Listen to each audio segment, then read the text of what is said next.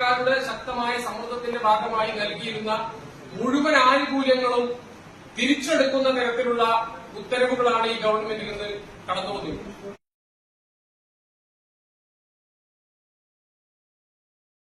നിരവധി ആനുകൂല്യങ്ങൾ എന്ന് പറയുമ്പോൾ കഴിഞ്ഞ 9 വർഷത്തോളമായി സംസ്ഥാനത്തെ സർക്കാർ ജീവനക്കാർക്ക് ഡിഎയുടെ കാര്യത്തിൽ വലിയൊരു കുടിശ്ശിക തന്നെ വരുത്തിയിരിക്കുന്ന ഒരു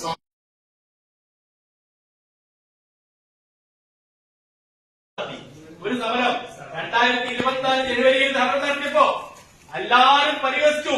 എന്തിനാണ് നിങ്ങൾ സമരം നടത്തുന്നത്? ഞങ്ങളുടെ ശമ്പളം മുഴുവൻ പോയി.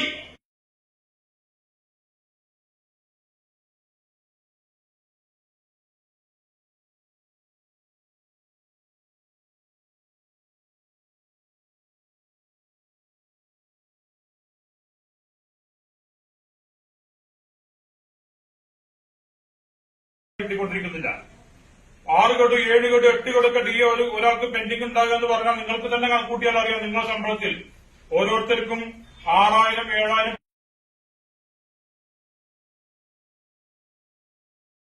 നമ്മുടെ ഒരു വലിയ ആരോഗ്യ പ്രശ്നം വന്നാൽ, കിഡ്നിക്കോ അല്ലെങ്കിൽ മറ്റെന്തെങ്കിലും മാരകമായ ഓപ്പറേഷനോ മറ്റോ വന്നാൽ നമുക്ക് അഡ്വാൻസ് സംവിധാനം ഉണ്ടായിരുന്നു. ഒക്കെ നഷ്ടപ്പെട്ടു. ജീവനക്കാരൻ പെരുവഴി